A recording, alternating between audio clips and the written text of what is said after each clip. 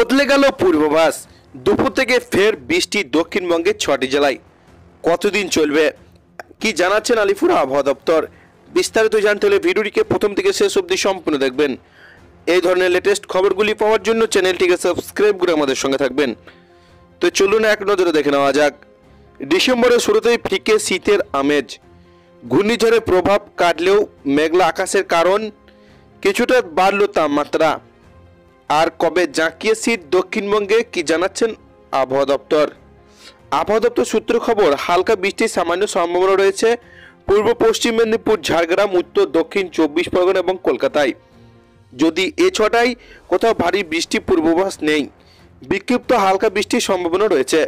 আবহাওয়া দপ্তর জানাচ্ছেন দক্ষিণবঙ্গের জেলাগুলিতে সর্বনিম্ন তাপমাত্রা ধীরে ধীরে কমবে।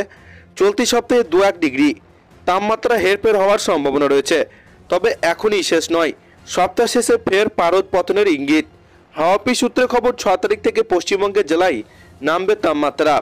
আজকের পর আর চলতি সপ্তাহে বৃষ্টির সম্ভাবনা নেই কলকাতায়। তবে আগামী কয়েকদিন আকাশ আংশিক মেঘলা থাকতে পারে।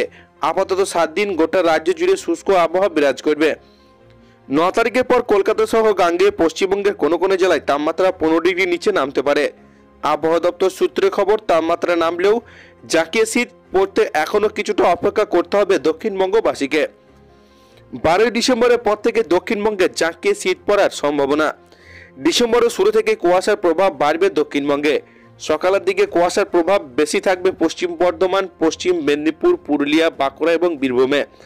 চলতি সপ্তাহে খুব একটা তাপমাত্রা পতনের পূর্বাভাস নেই উত্তরবঙ্গের 2-1টি জেলাতে।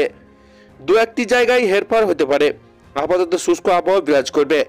দার্জিলিং এবং উত্তর দিনাজপুর জেলাতে সকালের দিকে কুয়াশা বেশি থাকবে। উত্তরবঙ্গের সব জেলাতেই হালকা কুয়াশা থাকবে, তবে সতর্কবার্তা নেই কোথাও।